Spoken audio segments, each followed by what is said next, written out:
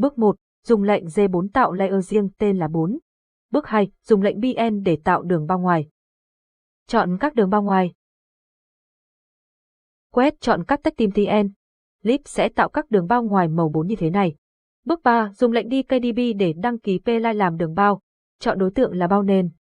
Chọn vào một pline màu 4 để lọc layer. Quét chọn các tách team TN. Lip sẽ tạo các đường bao phân lớp và đường phân lớp mẫu. Bước 4 là gsort đường phân lớp mẫu và xóa đi. Bước 5. Dùng lệnh TDPLM3 để tạo lại đường phân lớp mẫu ở bên dưới. Quét chọn các đường bao rồi Enter. Bước 6. Dùng lệnh TDPL3 để phân lớp từ dưới lên. Quét chọn các đường bao rồi Enter. Bước 7. Dùng lệnh DT TDPL3 để đảo thứ tự đường phân lớp. Quét chọn các đường bao rồi Enter.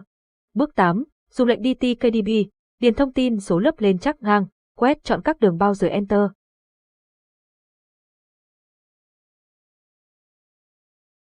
Các lớp sẽ được đánh số từ dưới lên trên.